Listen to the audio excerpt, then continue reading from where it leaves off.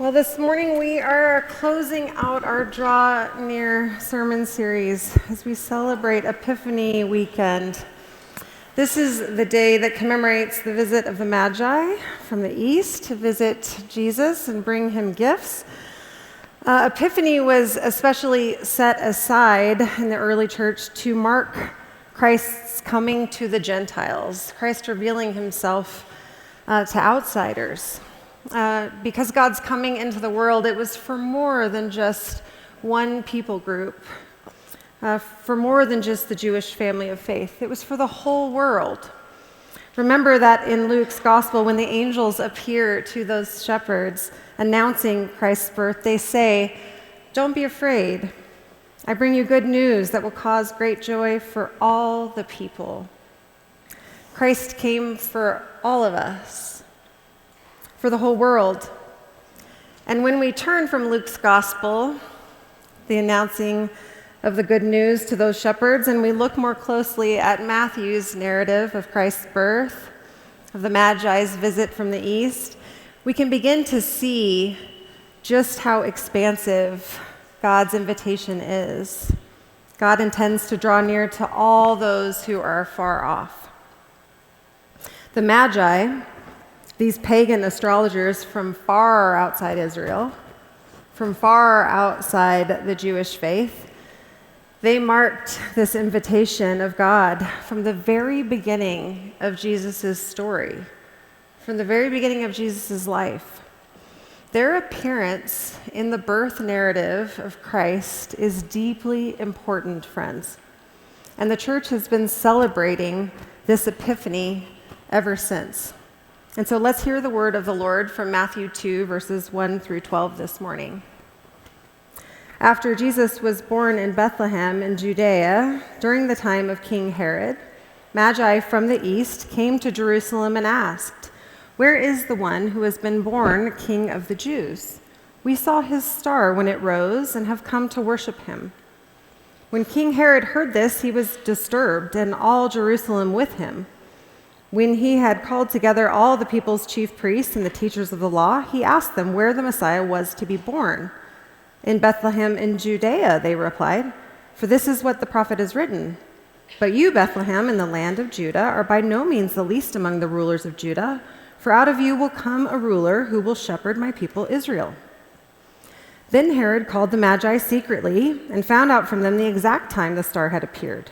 He sent them to Bethlehem and said, "Go and search carefully for the child. As soon as you find him, report to me so that I too may go and worship him." After they had heard the king, they went on their way, and the star they had seen when it rose went ahead of them until it stopped over the place where the child was. When they saw the star, they were overjoyed. On coming to the house, they saw the child with his mother Mary, and they bowed down and worshipped him. Then they opened their treasures and presented him with gifts of gold and frankincense and myrrh. And having been warned in a dream not to go back to Herod, they returned to their country by another route. This is the word of the Lord. Thanks be to God. Well, here we meet the Magi, who, as we've heard this morning, are sometimes called kings or wise men. But really, to be frank, we actually don't know a whole lot about them. Scholars have inferred quite a bit about the Magi over the years, and they've made some very good guesses about who they are based on historical research. But Matthew actually doesn't tell us very much.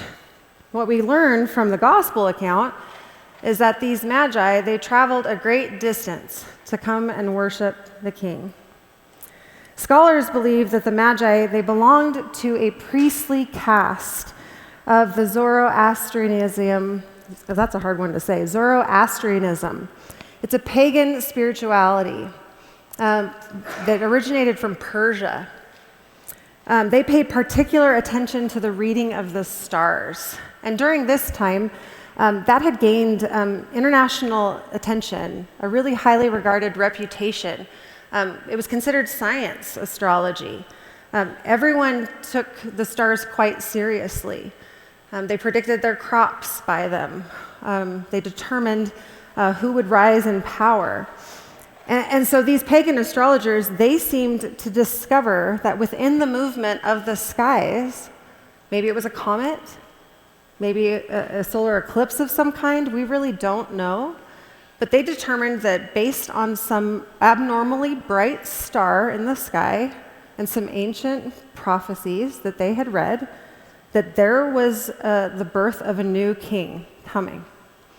And that inspired them to get up and to travel and to bring a wealth of treasure. Matthew tells us that they come to worship, that that's their intent. And they come bringing these gifts. They bring gold and frankincense and myrrh.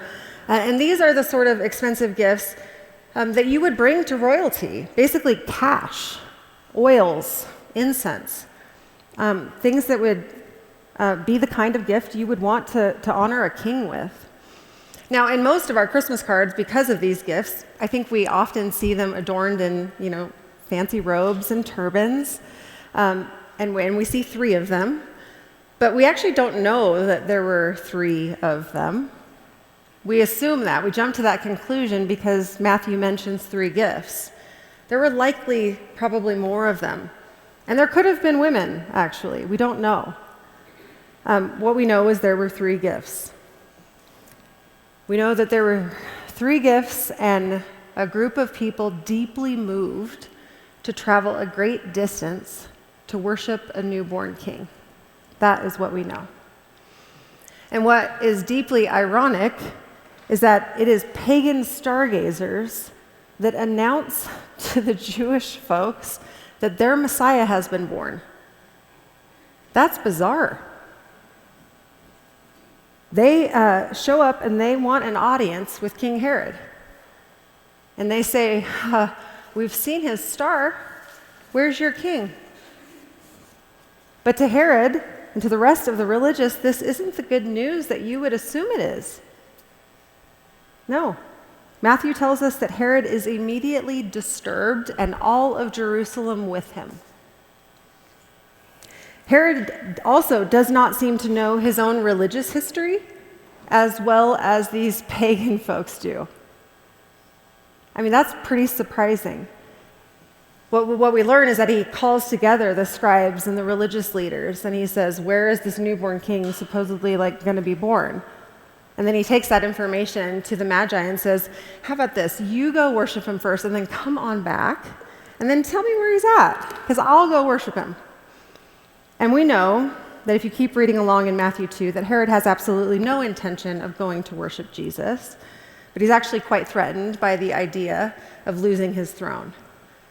And he's crafting a deeply violent plan to try and hold on to his power.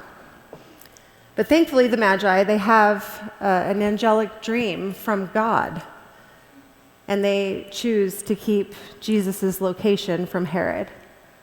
And that star that they have been following for months, it shows up again to their great joy. And it indeed leads them to Bethlehem over a house where they encounter Mary and the Christ child. And they do what they came to do. They offer gifts and they worship. Soren Kierkegaard is a favorite author of mine.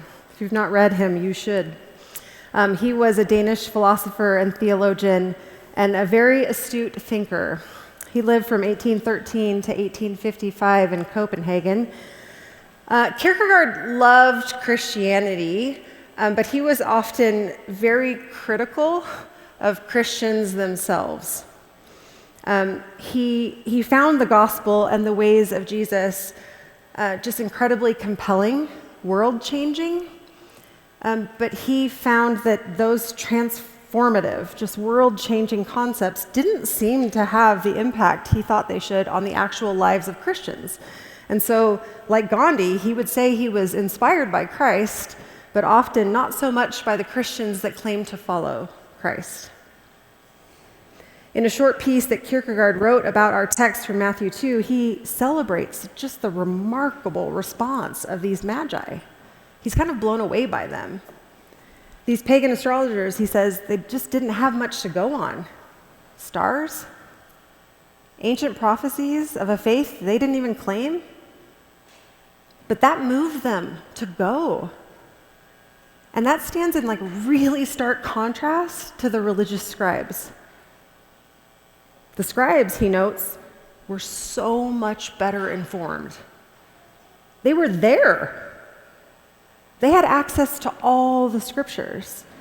They had grown up their entire lives with the promise that the Messiah was coming. But none of that made them move. None of it. They just sat there with all that access, with all that knowledge, with all that proximity. Yet the Magi made the journey with openness and attentiveness in their hearts, with gifts in their hands, with worship as their motive. They were compelled to go. They came asking and seeking. This is often Kierkegaard's way, moved by the gospel story and so critical of how so many of us respond, so much often like the scribes. Kierkegaard says this, he says, "What an atrocious self-contradiction, that the scribes should have all the knowledge and yet remain still. This is as bad as if a person knows all about Christ and his teachings and his own life expresses the opposite." Or we might say it's as bad as if we celebrate Christmas year after year and then we fail to live in a way that reflects what Christmas is all about. I gotta say, I told my husband this week, the sermon's a little preachy today. And you should know that when I'm studying a text in preparation to preach, I'm never just preaching at you. I am always preaching at me too. Sometimes you're confronted by the text. And this week I could not get away from what this text just demanded. You know, the story of the Magi, it becomes for us, I think, on this Epiphany weekend, a really direct challenge. What's our response going to be to the birth of a newborn king? Will we have an epiphany of our own? Because we get another chance to answer that question again this year.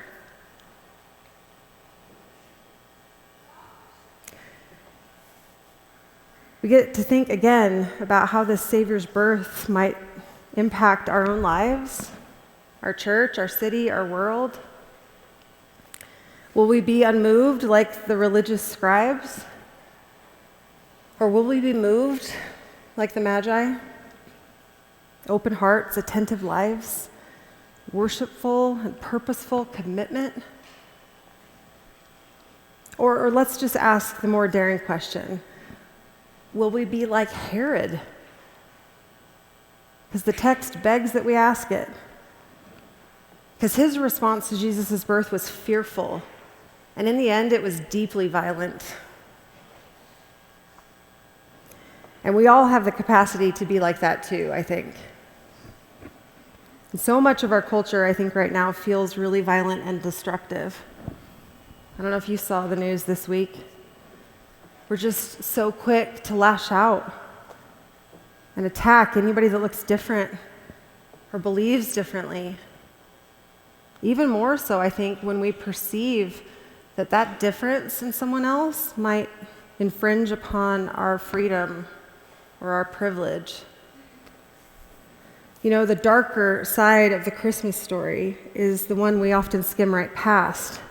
And it's that Herod was so jealous, so threatened by the thought of losing his throne, that he ordered the death of all the male children under 2 years of age in Bethlehem. He was willing to slaughter innocent children to hold on to power and control. Mary and Joseph and baby Jesus, they had to flee in the middle of the night to cross the border into a different country, to become immigrants and refugees and asylum seekers in Egypt, where they lived in exile for probably 2 to 3 years until Herod died and it was safe to go home. I imagine those expensive gifts from the Magi probably kept them alive during this time.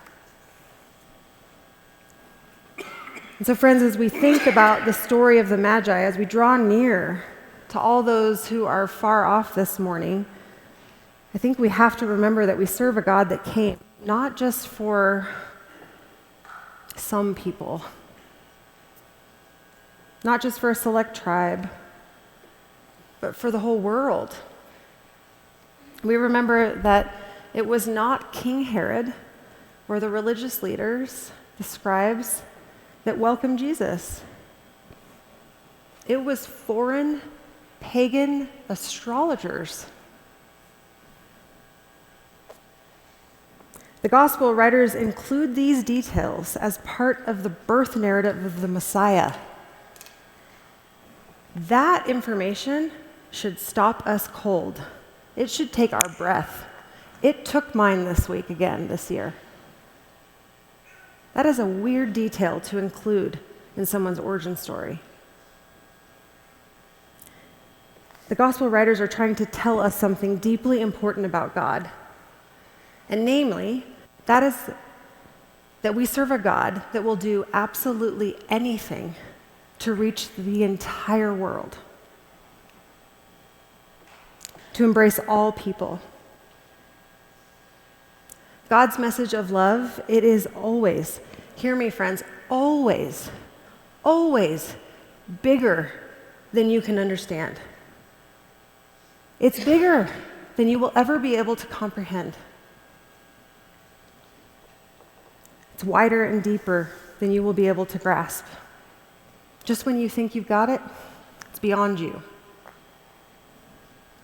But this expansive welcome of God, it is often unnerving for us, especially those of us who consider ourselves religious insiders, or who might have some power or privilege we'd prefer to protect. I mean, think about the Magi for a second. There are implications for God drawing a group of people from so far outside the religious norm. Let's just imagine it in today's terms.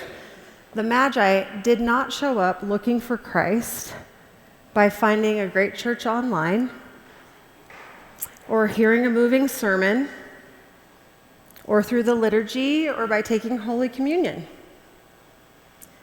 The Magi didn't look for Jesus in a warm and welcoming congregation that had really beautiful, inspiring music or an incredible children's ministry. Like, all things I think are incredibly important, by the way. No, they came seeking Christ after studying the stars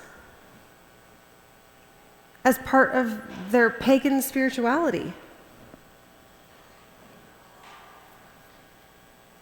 And so, as someone myself who holds all of my own favorite ways that God often nurtures faith in my own experience, I always find it wildly convicting to remember again that God's work of drawing all people is always way more mystery than it is formula. Way more mystery than it is formula. Because God's ways are always bigger than our ways. Which means, friends, that if you have ever wondered if God's welcome extends to like those people over there who worship like that, or to those people over there who come from that country, or to these people over there who practice things like that, or to those people out there who believe things like that, you might want to like hold up on your judgment for a second. Because visitors and outsiders have been showing up seeking Christ due to experiences far outside our purview and control since the very beginning. And not only does God not seem to mind one bit, sometimes God's in on the whole thing. Flinging stars in the sky and using whatever works to help them find their way. And so, friends, let's remember again that this newborn king that we worship each Christmas, he grows up and he will go on to welcome all the outsiders, to touch all the lepers, to eat with all the sinners. And do you want to know the only people that are going to earn a raised eyebrow from the Son of God? The only people that are going to get a rebuke from this Messiah King? It's not ever going to be the sinners. Every single time, it's going to be the religious folks who are hell-bent on slaughtering an outsider's experience of grace for the sake of their legalistic practices and patterns and perspectives. Go read the Gospels. That's what you're going to find every single time. And our newborn King, Messiah, he's just going to grow up and he's going to have none of it. And so as we close out our Advent and Christmas season, may we learn from our visitors from the East. May we follow God's leading to draw near to all those who are far off, extending God's ever-expanding embrace to all people. Sorry if that was a bit preachy today. Maybe, like me, you needed to hear it. Some Sundays are like that. Some Sundays the sermons maybe feel like the hug you needed, and some Sundays maybe they feel like the sucker punch you need. I'll close with a stunning poem by Howard Thurman, who's a gifted and thoughtful writer and theologian. You probably have heard it. It's called The Work of Christmas. When the song of the angels is stilled, when the star of the sky is gone, when the kings and the princes are home, when the shepherds are back with their flock, the work of Christmas begins. To find the lost, to heal the broken, to feed the hungry, to release the prisoner, to rebuild the nations, to bring peace among brothers, to make music in the heart. Amen.